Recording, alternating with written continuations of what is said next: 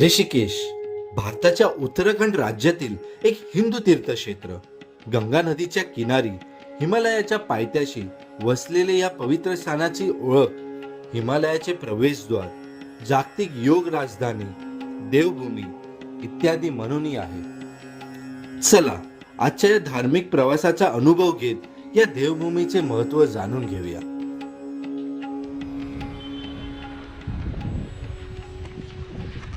नमस्कार मित्रांनो, आणि स्वागत आहे तुमच्या योगभूमी म्हणजे ऋषिकेशमध्ये, जिकडे माता गंगा सगळ्यांचे सुख दुःख विलीन करून घेते.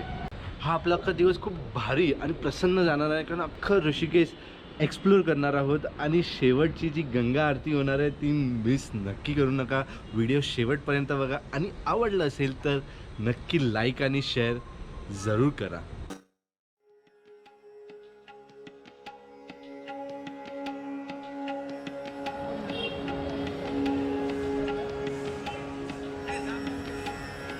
आपण आलो आहोत लक्ष्मण झुलाला, म्हणजे ऑलमोस्ट 1 किलोमीटर मी चालत आलो आणि आपलं पब्लिक ट्रान्सपोर्ट यूज करतो अख्ख्या जर्नीमध्ये. पण अनफॉर्च्युनेटली लक्ष्मण झुला बंद आहे. तर जर तुम्ही इकडे यायचा प्लॅन करता प्लीज इन्क्वायरी करून या. आता मला, कारण या झुल्याचं वैशिष्ट्य सांगतोय 1930मध्ये हा बनलेला, सो आता खूप जास्त जुना झाला आहे. तिकडे तुम्ही कन्स्ट्रक्शन बघाल, त्याच्या पॅरलली आता नवीन कन्स्ट्रक्शन चालू आहे. हा ऑलमोस्ट होता 450 फीटचा, तर आता इकडे एक नवीन चालू आहे. होपफुली आय डोंट नो किती महिने किंवा वर्ष लागतील, पण इकडे याल तर इन्क्वायरी करून या. आणि बघाल राफ्टिंग चालू आहे, खूप भन्नाट इकडे ऋषिकेशमध्ये राफ्टिंग होते. आपण ही माझी करायची तर इच्छा आहे, मी केली आहे 10 वर्षापूर्वी. ह्याचा रेट आहे अराऊंड 800 to 1000 रुपीज. म्हणजे ज्या टाईप्स आहेत 12 किलोमीटर, 16 किलोमीटर, 22 किलोमीटर. आणि तुम्ही बघा लक्ष्मण झुल्याच्या जस्ट बाजूला एक मोठीशी अशी मंदिर दिसेल, मे बी 13 माळ्याची काय 14 माळ्याची आहे. ही त्र्यंबकेश्वर मंदिर आहे. ह्याचं पण खूप ऐतिहासिक महत्त्व आहे. तर माझा प्लॅन होता ॲक्च्युली इकडून चालत जाऊन मग तिकडे जायचं, पण अनफॉर्च्युनेटली बंद आहे. तर पुन्हा वेळका घेऊन जावं लागणार, तेवढा टाईम नाही आहे आपल्याकडे. तर आलात तर तिकडेही नक्की जाऊ, खूप सुंदर मंदिर आहे. पण इकडून जाणार आहोत राम झुल्याकडे. आता इकडून राम झुला अराऊंड 3.5 किलोमीटर आहे. लक्ष्मण झुला आणि राम झुल्याच्या गल्लीमध्ये असे हँडक्राफ्टवाली दुकानं, क्लॉथ बॅग्सवाली दुकानं खूप भेटतील. आणि अख्खी स्ट्रीटच शॉपिंगची आहे. तर खूप भारी भारी आहे तिकडे. कपडे पण खूप छान छान कलरफुल कपडे आहेत.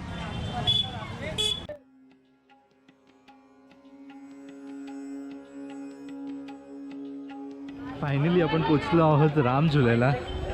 तर बघाल अख्खं हे म्हणजे हे जवळजवळ 1 किलोमीटरचा हा पॅच आहे राम झुल्याचा. तर इकडून हा जो अँगल गेला आहे तो अख्खं रोप आहे. खाली बघाल तर रिव्हर राफ्टिंग चालू आहे, खूप भारी आहे. आणि इकडून जे गंगा मातेचे दर्शन होतं ते अप्रतिम आहे. आणि इकडे 2 व्हीलरही अलाउड आहेत या राम झुल्यावर. आता आपण सेंटरला आहोत एकदम. तर खूप जास्त शेकी आहे, म्हणजे बाप रे, व्हायब्रेशन्स आहे फुल ऑन.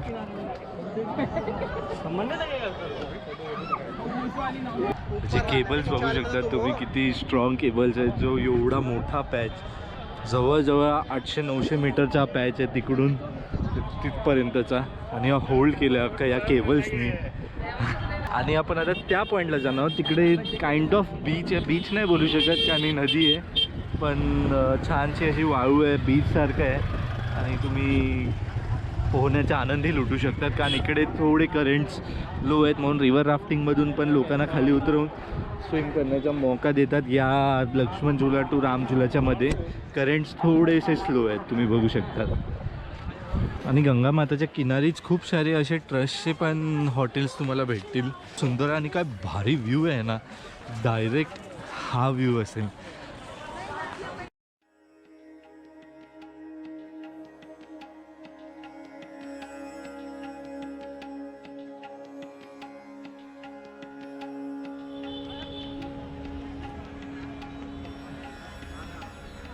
ती प्लेझंट वाटते, म्हणजे ऊन तर प्रचंड आहे पण सॉलिड आहे. म्हणजे क्लीननेस बघा, वाळूमध्ये पण कचरा खूप क्वचित तुम्हाला सापडेल. गंगेच्या निर्मळ काठावर बसून, म्हणजे मी लिटरली अर्धा तास स्पेंड केला, म्हणजे काहीच नाही केलं मी, फक्त ती गंगेची खळखळ वाहणारी ती नदीचा अनुभव घेतला. आणि या किनारीच एक सुंदर असं शिवलिंग भेटलं आहे, त्यावेळी कळशी ते बघा दिसू शकतात, त्यातून एक पातळ धार वाहते गंगे मातेचं पाणी कंटिन्युअसली त्याच्यावर. सो आता पण आलो जानकी पूलवर. इकडे या लेफ्ट साईडच्या लेनला टू व्हीलरसाठी इकडे प्रॉपर मॅनेजमेंट आहे, दोन्ही साईडनी टू व्हीलर आणि मधून चालणाऱ्या लोकांसाठी वाट बघून ठेवली आहे. मामी गंगे. आता आपण आलो 84 कुटियामध्ये, ज्याला बीटल आश्रम या नावाने पण खूप फेमस आहे. तर 1960मध्ये खूप फेमस बीटल बँड होता.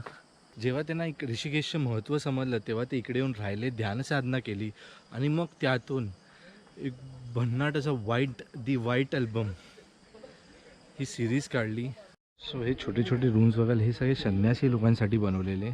आणि हे महर्षी महेश योगी यांनी 1961मध्ये 7.5 हेक्टर्समध्ये ही फॉरेस्ट लँड आहे, ह्यात हे आश्रम बांधलेलं. आणि ह्याचं वैशिष्ट्य सांगतो, हे जे स्टोन्स आहेत, हे स्टोन्स आहेत खुद्द गंगाच्या नदीमधून काढलेले आणि लावलेले, कारण बाजूलाच गंगा माता आहे. तो हे महर्षी महेश योगी यांचं निवासस्थान, जिकडे ते राहायचे.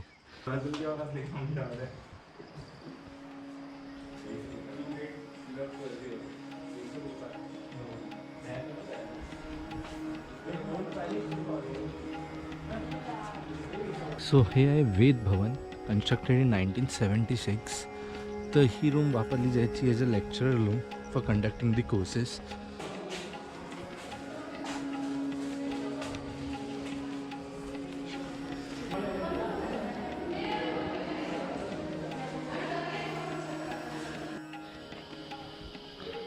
खूप छान प्रकारे रॉक प्लेस केले आहेत दगडी नदीच्या. आणि ह्यात आहेत 84 कुटिया.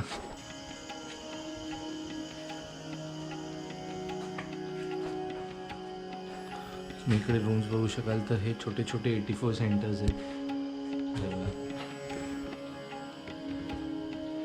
तसे लाईनीत आहेत एवढे सारे सेंटर्स. तर आज आता आपण आलो आहोत, संध्याकाळचे 5 वाजलेले आहेत त्रिवेणी घाटावर. सो त्रिवेणी घाटाच्या इकडे महत्त्व लिहिलेलं आहे, 3 नद्यांचा संगम आहे, गंगा, यमुना आणि सरस्वती.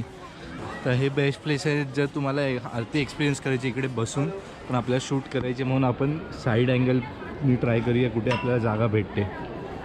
तिकडे आता सगळं मंच लागेल, जिकडे गायक, संगीतकार आणि त्या साईडला सगळे आरतीचं प्रारंभ होईल आणि ती आपली गंगा माता आहे. सो इकडे अजून एक वैशिष्ट्य आहे, तुम्ही बघाल तर हे आहेत पिंपळाची पानं, इकडे आहे तो वड्याची पानं, यांचं सगळं मूळ एकच आहे. तसे 2 तरी पानं आपल्याला सापडली, 3रं पण झाड आहे, पण मला तर असं कुठे आयडेंटिफाय होत नाही. त्यांना विचारलं तर बोलतात बेलचे की बनाना असं काहीतरी बोलले. हे किती युनिक आहे, म्हणजे 3 झाडं एका मुळात. तर आणि ह्या त्रिवेणी संगमा जिकडे 3 नद्या मिळतात आणि विलीन होतात गंगे मातेमध्ये आणि पूर्ण पुढचा प्रवास करतात गंगा म्हणून. खूप भारी महत्त्व आहे इकडे आणि खूप भारी प्रसन्नता आहे इकडे. फक्त गर्दी जास्त आहे म्हणून थोडंसं तुम्हाला आवाज दिसेल, पण खरंच म्हणजे तुम्ही काठावर बसा शांतपणे एकचित्राने आणि म्हणजे नेक्स्ट लेवलचा अनुभव आहे, तो इकडे आल्यावरच तुम्ही करू शकाल. आणि आज अजून एक युनिक गोष्ट घडली या त्रिवेणी संगमावर. तुम्ही बघाल इकडे झूममध्ये कदाचित दिसेल नाही दिसेल, इकडे एक हत्ती आला आहे.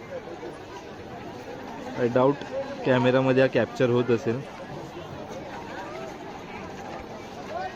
पण हा जो आहे तो हत्ती आहे. तर तुम्ही बोलू शकतात की इकडे संगमावर गणेशाच्या रूपात सगळ्यांना दर्शन द्यायला आलं आज. खूप युनिक गोष्ट आहे, त्या फक्त या संगमाच्या त्या साईडला आहे तो.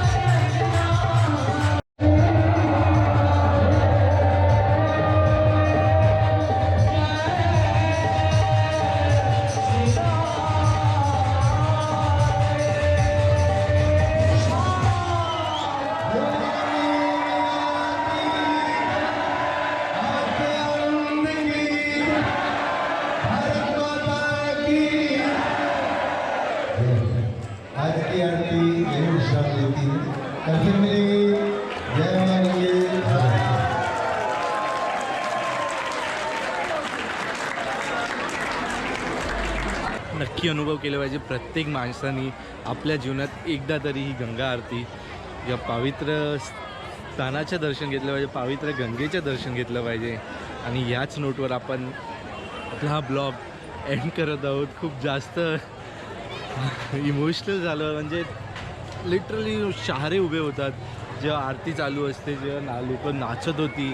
म्हणजे वेगळीच फ्रिक्वेन्सी होती इकडे, वेगळीच वाईब होती इकडे हर हर गंगे.